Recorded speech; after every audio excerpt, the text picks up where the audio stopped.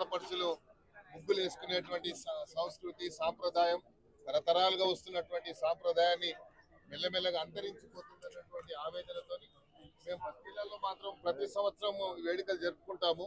ఈ వేడుకల్లో నేను కూడా ప్రతి బస్తీలలో ఈ ముగ్గుల పోటీలు జరిగినప్పుడల్లా ప్రైజ్ డిస్ట్రిబ్యూషన్ చేసుకుంటా ఉంటాము.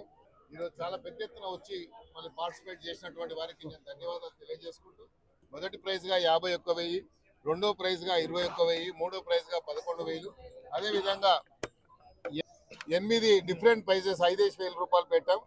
ప్రతి పార్టిసిపెంట్స్ కూడా ఎవరైతే ఎంతమంది భాగస్వాములు అయ్యారో అందరికి కూడా కన్సలేషన్ ప్రైజెస్ కూడా పెట్టడం జరిగింది. మళ్ళీ 14వ తేదీ నాడు ముఖ్యమంత్రి గారు కూడా ముఖ్య అతిథిగా పతంగులు ఎగరేయడానికి ముఖ్యమంత్రి గారు వస్తున్నారు కాబట్టి 14వ తేదీ నాడు ముఖ్యమంత్రి గారిని ఆహ్వానించడం జరిగింది, ఇతర మంత్రులను ఆహ్వానించడం జరిగింది. అప్పుడు ఇక్కడ పతంగుల పండుగ అనేది కేవలం మేము హైదరాబాద్ సిటీలో మా అందరికీ ఏంది కల్చర్ అంటే పతంగుల పండుగ అంటే సంక్రాంతి అంటే పతంగుల పండుగ అని.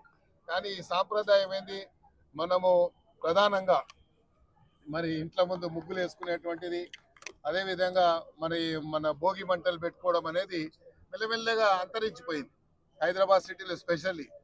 కాబట్టి ఇది అంతరించిపోవద్దు, ఇది మన సంస్కృతి కాబట్టి మన రాష్ట్ర వ్యాప్తంగా దేశవ్యాప్తంగా తెలుగు వాళ్ళు ఉన్న వాళ్ళంతటా కూడా జరుపుకునేటువంటి పండుగ కాబట్టి అందుకని మీడియా ద్వారా పెద్ద ఎత్తున ప్రచారం జరగాలని, అదేవిధంగా పతంగులు ఎగిరేసుకున్న వాళ్ళు చైనా మాంజా ఎట్టి పరిస్థితులు వాడొద్దని నేను గత 10 రోజుల కిందే ముందే ఒక ఇది ఇచ్చాను. దానికి 5,000 రూపాయలు ఎవరైతే మాకు ఇన్ఫర్మేషన్ ఇస్తే 5,000 ఇస్తామన్నారు. చాలా మంది మాకు ఇన్ఫర్మేషన్ ఇచ్చారు. దీనికి పోలీస్ కమిషనర్ గారు మరి వారికి నేను ధన్యవాదాలు తెలియజేస్తా ఉన్నా.